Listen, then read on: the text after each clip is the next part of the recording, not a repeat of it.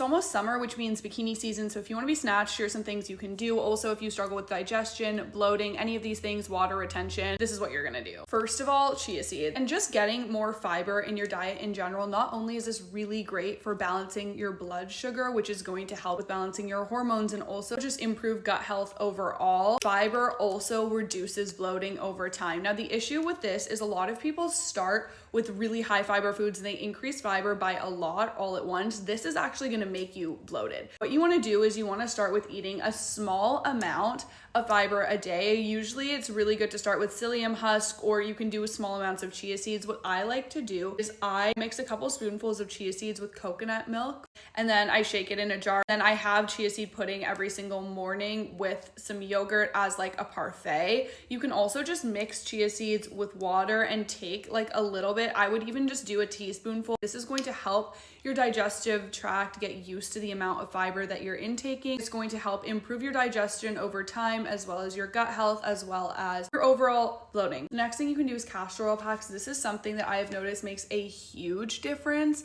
in my bloating, and you can also just do it overnight. If I want to wake up snatched for an event, or if I'm shooting a bikini, I will do a castor oil pack overnight. I actually do this 3 nights a week. Usually I avoid doing it before my period. Girls, you do not want to do this right before your period. It can really make your cramps worse.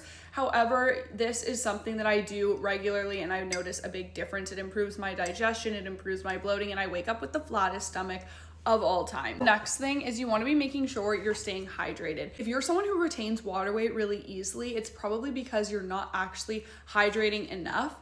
So you want to make sure that you're drinking, I would say, at least 3 32-ounce water bottles of water a day. And then what I will do with it is I will put a pinch of Celtic salt under my tongue. I do this like 2 to 3 times a day, first thing when I wake up, and then around like 2 or 3 p.m. If I'm out in the sun all day, we'll also do this again. You can also put it in your water, but putting it on your tongue is just going to make it work a little bit faster. What this does is it gives you electrolytes and it makes you actually absorb the water that you're drinking. Otherwise, you're just gonna be peeing it all out or retaining it in your face. Next, I open my lymph nodes every single day. So in the morning, what I will do is I'll do 10 little pulses under my arms.